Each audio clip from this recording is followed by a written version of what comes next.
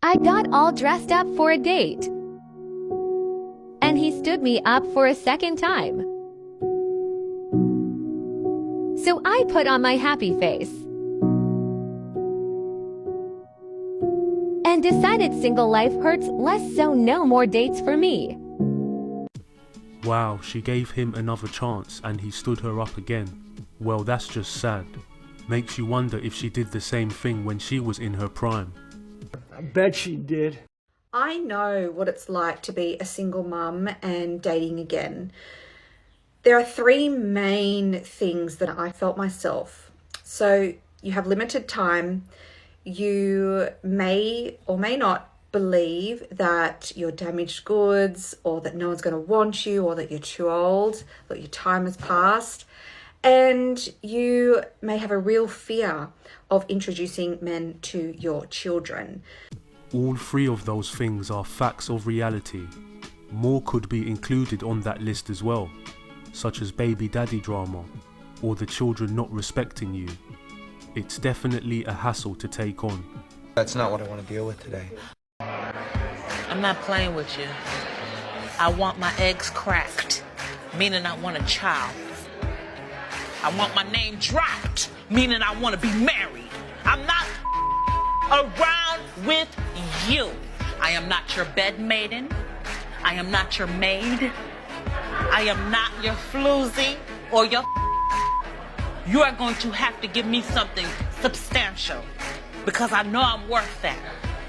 I'm not all there. Sometimes I have my moments, but I know one thing. I'm good to you.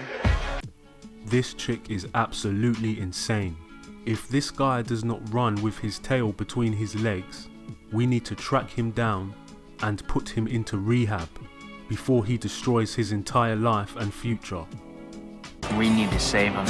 Am I a fucking prude? Like, I went back on to Tinder after like being off for 6 to 9 months, I think. Thinking, okay, it's 2023. I've been single for, 4 years now. It's time I become a little more vulnerable. So back on Tinder I go. What do I notice again? Men. Within like 3 or 4 lines, they're sending you kisses and like happy faces with like hearts around them and calling you gorgeous and beautiful and babe. Am I the only one that think this is fucking weird? Like, I don't want that. I don't, like, or am I just a freaking prude? It's always something with these chicks. If they don't like one thing, they don't like something else. If she can't just learn to relax and get to know a guy, then why bother go on there to begin with? I bet if she matched with Chad, she would be happy to see those emojis. Of course. Of course. You want to see something crazy? I am about to show you me, I think it was 3 years ago. Ready?